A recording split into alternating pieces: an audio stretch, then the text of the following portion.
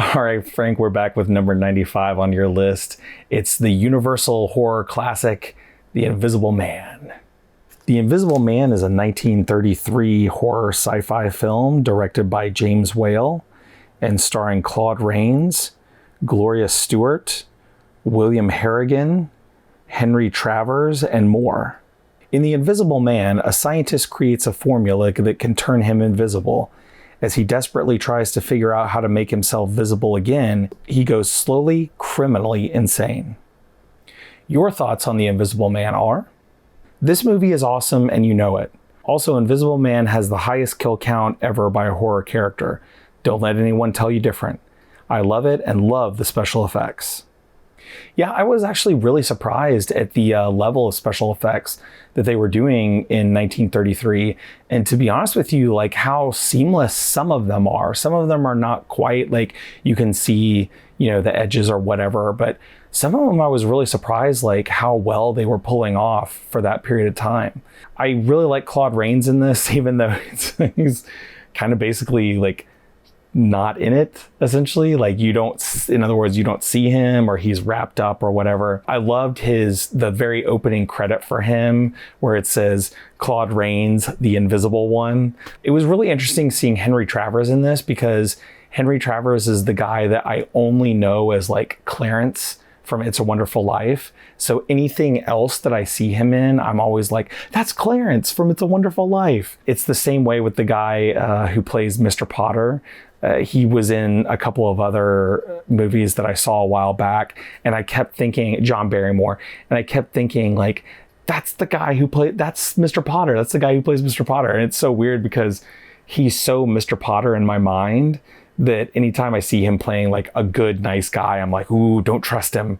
That's Mr. Potter. It was kind of funny to me because you can tell that this film is an early talkie, because everybody's sort of like placed in certain positions around objects where they could like hide a mic, and they're all kind of talking towards that object.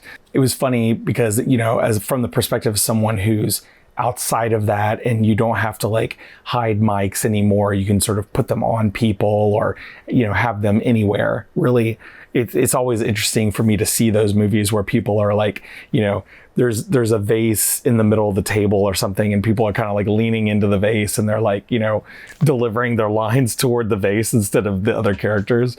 So it's not quite that bad in Invisible Man, but there are a couple moments where you're like, there's totally a prop in the room that they're talking towards because they know that that's where the mic is. The thing that I found interesting about this film is there's really no buildup at all, normally, and it's a very lean movie. It's only an hour and 11 minutes. And, usually in a film like that, you would start out with like the scientist, working on the formula, or maybe like right when they discover the formula and they realize that it works and it does turn him invisible. But I mean, in the very opening, like he's already invisible. It's already done. The damage is done. And the whole film, you're just dealing with the aftermath. So I thought that was interesting. They just get really into it very quickly.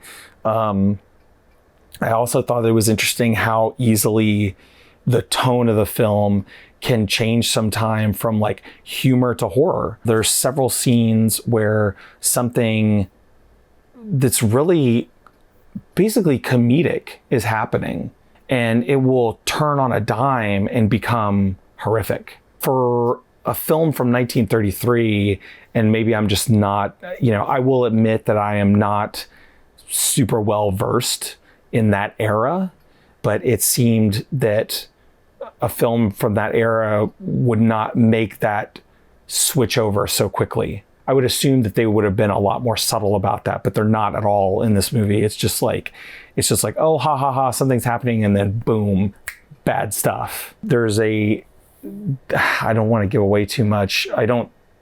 Hopefully this is not giving away too much, but there's a scene too where it's like the Invisible Man, there's like some policemen coming after him or something, and he sheds the clothing that he has on and like goes outside into a crowd, and he starts like throwing some things around. There's a point where he like picks up a bike and like throws it at somebody. And again, to go back to the special effects were like really surprisingly good. on this one. It doesn't seem like the kind of thing where they were like, oh, we'll just have like wires pick it up and move it and like, dangle it, in front of them or something.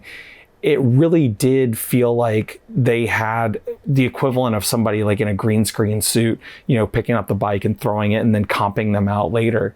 But I don't think they had anything near that technology back at that time. So obviously there was something that they did. I don't know what it was. It would have been interesting to see a special feature on that about the technical ways that they did all of the special effects. I know that I watched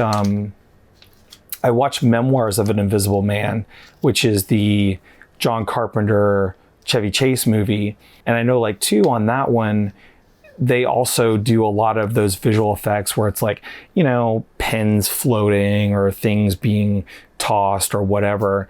And I was thinking about it. I had watched that before before this Invisible Man. And I was thinking about it as I was watching this Invisible Man, like how little those practical effects had really changed.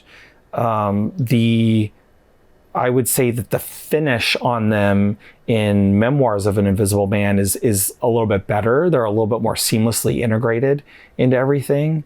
But again, like I know I said this before, but it is really surprising to me how well they were able to do that with the technology that they had back in the 1930s. So would I recommend this film? Yeah, if you're interested in the Universal horror films of that era, absolutely. If you're just interested in early horror films or golden age Hollywood horror, I think this is definitely a good addition to that. I would say that probably like, Dracula and Frankenstein are probably better movies. Probably Freaks is a better movie, but this one's really good. This one's enjoyable. And again, at an hour and 11 minutes, I mean, you can't go wrong. It goes by so fast that you hardly notice the time at all. So yeah, anybody who is watching this, I would recommend the 1933 Invisible Man. Next up on your list, Frank, is number 96. It's the Marx Brothers film, A Night at the Opera. You're gonna hate me for saying this, but I'm just gonna admit it right now. I have never seen a full Marx Brothers film.